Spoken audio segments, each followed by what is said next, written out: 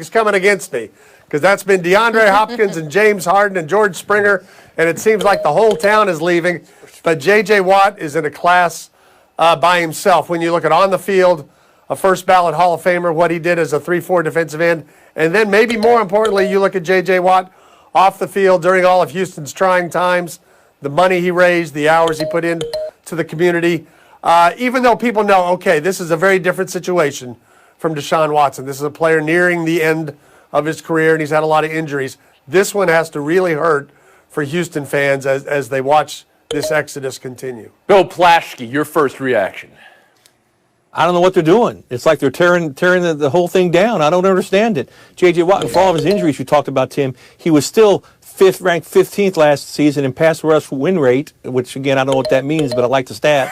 And he also, he's three Defensive Player of the Year awards that were tied for the most. The guy's his institution. This only tells me that they're getting ready to trade Deshaun Watson, too. They're going to try to build from the ground up. And it's a shaky So this is proof to you that they're going to trade Deshaun Watson. We'll get to that in a second. Well, they have to. And also, I guess, we'll bring in Kevin Blackstone here. Some people are making comparison how they are treating J.J. Watt versus how they've treated Deshaun Watson. You can address that as well, KB.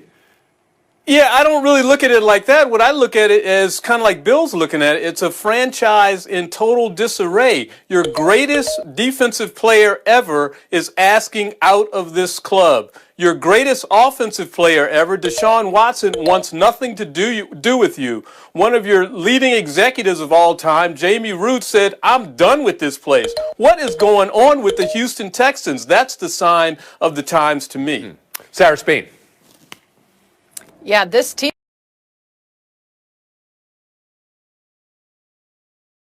is going to be unrecognizable. Hopkins, Clowney, Watt, eventually Watson, Roots, who you just said has been there 20-plus years, right? This team is completely being made over, and by all accounts, not for the better.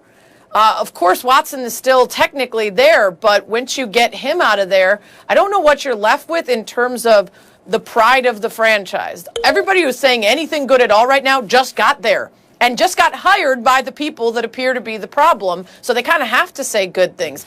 Anybody who saw what it was like before the recent changes is getting out of town. And the fact that they didn't get anything in return for J.J. Watt, you can either spin it as they wanted him to be able to go out and pick his team, or you could spin it as them deciding that they needed to get rid of cap space and completely drop everything down and rebuild. Tim Calishow, you want to add something?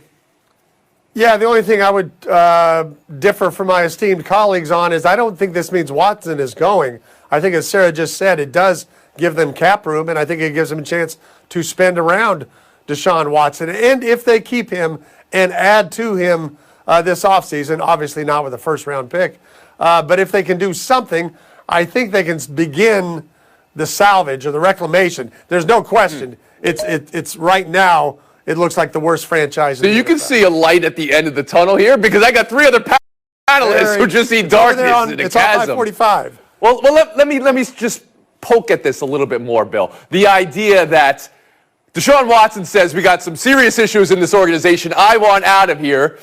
And then J.J. Watt says, I want out of here as well. And Watt immediately gets a release and is able to sign anywhere he wants. And Watson is still, hanging in the breeze here, Bill. Do you read anything into that? Well, that's also a quarterback versus a defensive player, and the quarterback's more of a franchise player. But I think that Watson should look at this, and so should all Texan fans. J.J. Watt was making $17 million. He's not going to make that in his next contract. He's walking away from a chunk of 17. That's how bad he hates it there. And the fact that they won't move Watson now really reeks of, it's some sort of, I'm not sure what sort of bias they have or anything. It's about a quarterback. But it feels like it's about more than just a quarterback. So what position is Deshaun Watson right now, Kevin Blackstone? Well, he's in a tough situation because he's under contract. And, he's really the only asset that they have. And it's not like he's J.J. Watt. Let's not forget, J.J. Watt's been banged up the last few years. He's missed a bunch of games. He hasn't been the J.J. Watt of old. But this is Deshaun Watson, a top quarterback in this league still. They've got to build around something. Sarah Spain? Yeah, it's tempting to compare the two, but I don't think it's anything beyond the fact that you have a superstar quarterback who hasn't maybe even peaked yet early in a major contract versus a guy with 1 year remaining who only has a couple years left, and they can clear some space for one versus losing one of the best players in the league for not enough with the other, which is why they're dragging their feet. There's nothing else to it in my opinion. Any idea where Watt may land, Plaschke? Well, you know what? If he wants to play next to Aaron Donald, he can come to the Rams. That'd be great. Yeah. They're going to go to the Super Bowl. Why does that not surprise me? That's where you go, Kevin Blackistone? Well, I mean, the Washington football team doesn't need any extra. Oh, would you guys help. stop here? No, wait, come on, Kalisha. I think he's going to Florida, but I don't know if it's to Tampa Bay to get a ring or to Miami to help a very good And defense. Sarah Spade. Yeah, I think you know that you think that I know that you think I'm going to say Chicago because his wife plays for the Red Stars. But I think he's going to go home to the Packers, and they're going to try to move some cap space around to make it I happen. think I don't even know where you were going there, but now I land with Green Bay. I see what you're saying. We'll move on. Trevor Lawrence's pro day today. 17 NFL teams were there. And check this out. To me, this is sweet. I hear everybody say this is against nobody. Who cares if he can do this? To me, it's still pretty sweet.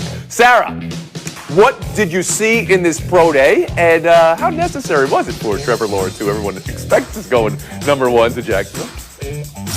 Well, he told reporter Jane Slater he just wanted to be like everybody else, wanted to go out and show he can adapt, show what he can do. And I respect that, wants to be able to go through the process even though it feels like we know where he's headed. There's tons of teams there, not because they think he's not going to be number one, but because there is such quarterback chaos right now that the number of teams that might be involved in maybe he gets sent to the Texans and the Jags want Deshaun Watson. Maybe there's a 3-team deal involving those names. So it's a lot less certain than a regular year. So it totally makes sense that he would do this and that teams would show up. TC?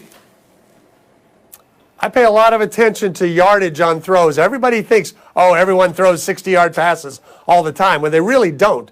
But if you watch that play, that's 62 yards downfield, plus it's from the middle of the field out to the Are you numbers. making fun That's of me probably here a because I perfect- said it was a good play, or are you being serious here? Oh, not at all. I'm being deadly serious. Okay. That's probably He's making fun of you, Tony. 65-yard strike he throws, and obviously he thinks he's Mahomes in the Super Bowl because he's running around like crazy. I think you're making fun of me. Here's the point. This is a pro day. We know he can throw all types of passes, and they say this is a broken play. Show us what you can do in a broken play. That's very valuable for Tremendous. when you go to a team with one win.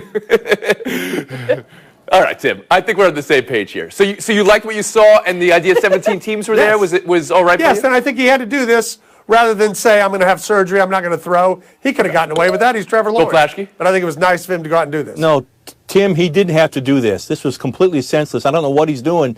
Except one reason. There's only one reason he's doing this is maybe he doesn't want to play in Jacksonville. Maybe he wants to try to entice other suitors to trade up for him. Maybe he wants to show his wares. Otherwise, why do it? He's 34-2 as a starter. Everyone's seen what he's done. You know, he's been intercepted on 1% of his passes under pressure in college career. He's a great college quarterback. Everybody knows this. He didn't need to show it to anybody. So you're reading into Except if this. he The wants to fact be that he had out an of Jacksonville. open and 17 teams were there, an open pro day Yes. means that he doesn't. Of course, conspiratorial. And Kevin Blackistone, how about you?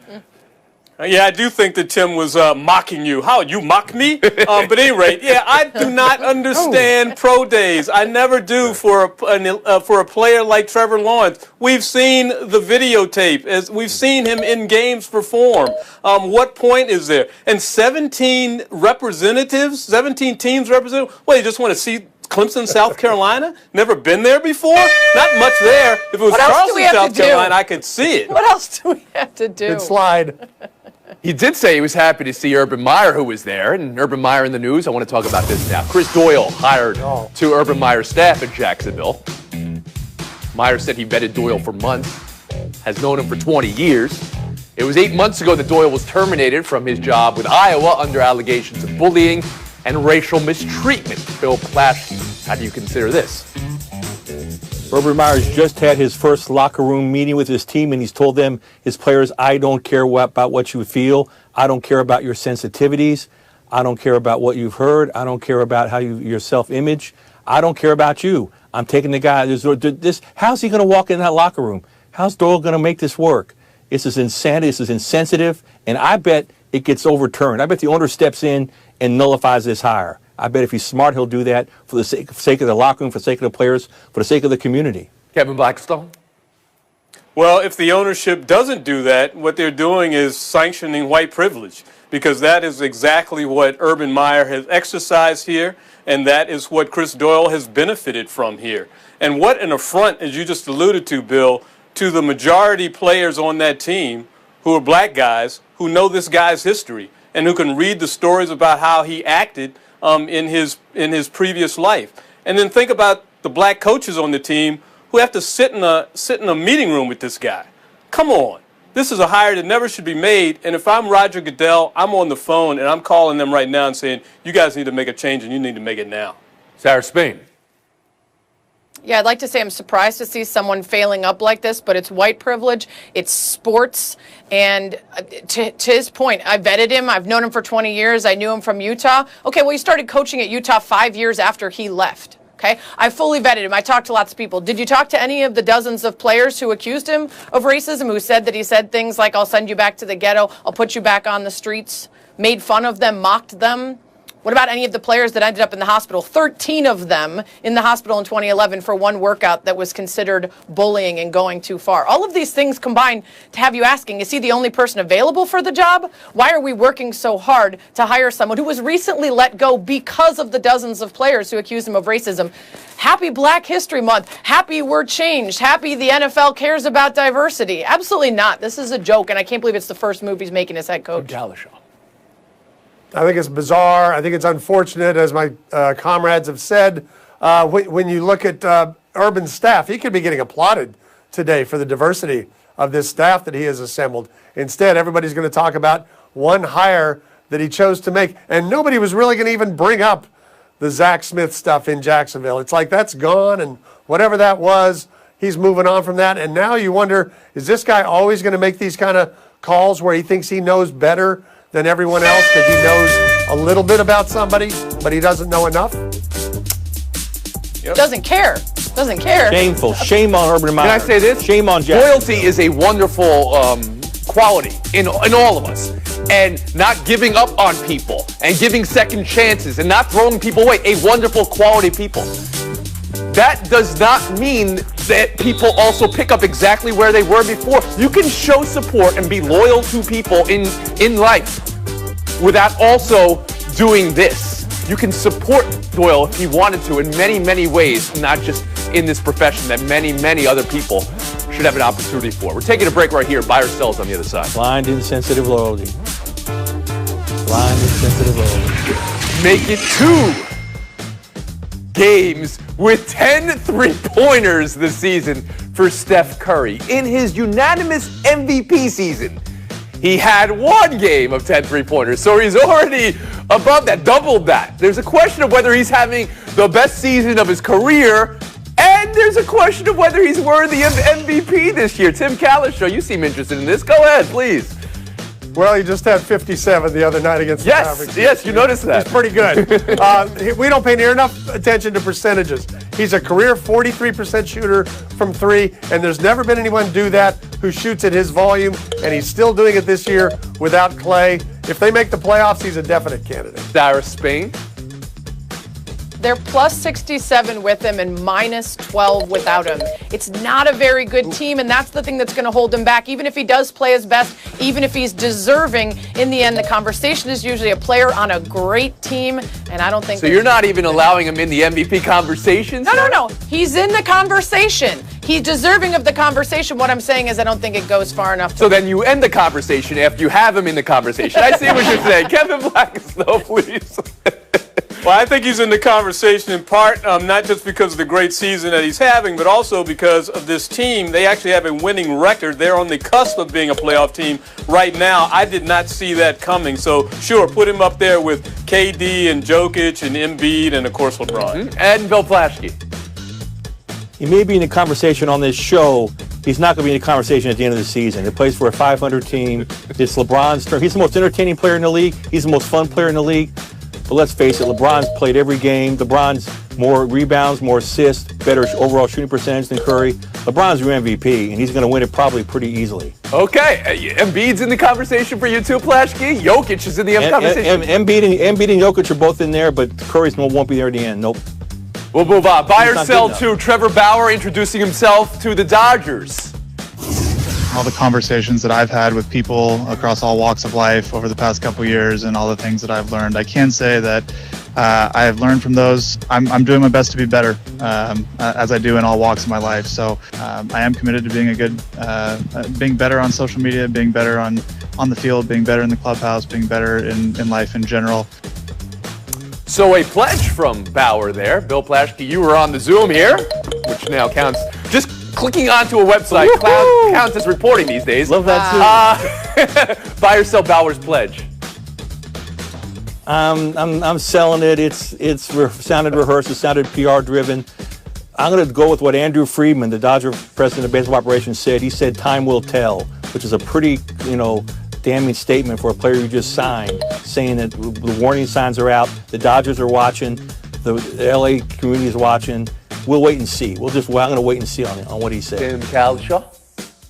I'm going to buy the pledge, but I'm going to sell that he's going to execute it and be successful. If he wants to be successful, he can get off Twitter and Instagram and all other forms of social media and just work on his curveball. But I don't think he'll do that. Spain.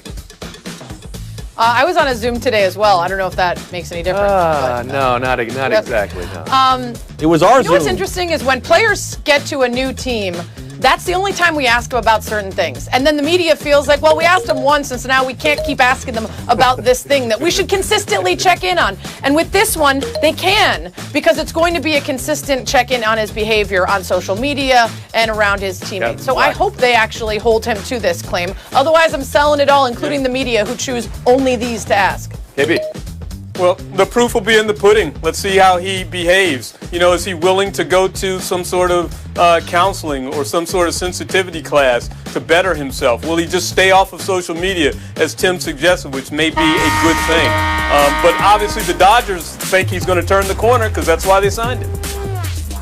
All right, Bill Plashke, 22 points. Oh, man, you were on that Zoom meeting. Zoomed up to the top. Wait a second. Oh, I almost forgot. Super Bowl picks. Well, let's take a look. Calishaw, Spain, and Blackstone have voted. Oh, Plashke, look at the score you had, Bill. Oh, my goodness. Oh, my goodness. Oh, that is You're so going to wrong. lose 31 points. So wrong. Because that's how many Tampa scored the game. And now this killed. Look at Plashke. Oh, that's an unfortunate turn of events. KB, you already got your bonus early in the week, KB. Look at this. How about that? Calishaw, Spain, they didn't think they were advancing. It's showdown in 2 minutes. What everybody wants. On this penalty kick by Ronnie for Palmeiras, it's just an enormous super galactic fail. Tim Calishaw, Sarah Spain, welcome to Showdown. Was the fail in strategy or execution, Timmy? Terrible strategy. In hockey in a shootout, a player slams on the brakes and the goalie moves one way or another. This guy stops so early. The goalie just stands there like, what are you doing? This is terrible execution. We all know the old whoops-a-doodle strategy can work sometimes, but he sounded like Tim trying to approach a question. Maybe this way. Oh, he also brought up hockey, and within a second of a soccer question, which is not going to... Point, Sarah Spain. We'll move on. Showdown 2, Steph Curry is not the MVP. The furthest thing from a valuable player, according to this panel, but better underhanded shot. Curry last night or Nick Kyrgios, who served it underarm to win the second set of his Aussie Open match last night. Sarah? I'm used to that with Curry. Kyrgios won a set with that BS that my dad pulled when we're playing tennis. The onions on that guy. It's annoying, but amazing. Not BS when it works. You got to go with Kyrgios. Heaven forbid I brought up tennis alongside hockey because he actually achieved something. Curry's great. He can throw it in from anywhere, but it didn't matter. Curious to lace on. Point game. Sarah Spain, have mercy. Speaking of tennis, some of the best sights we've seen at the Australian Open have just been people in the crowd and the hope that one day we'll get back to that too. But the second best has been Serena Williams and her daughter, and she had a great line after win the other day. She kind of freaked out her husband and said, I can't wait to play doubles with her one day, and then said, well, she already has an Australian Open title because she was in my belly when I won in 2017. I love it, and I just love watching them together. All right, Sarah Spain, today's champion. That's going to do it, folks. Thanks for coming around. We're on a 71.5-hour break. You know what, Plashke? Your pick was so bad, you're still losing.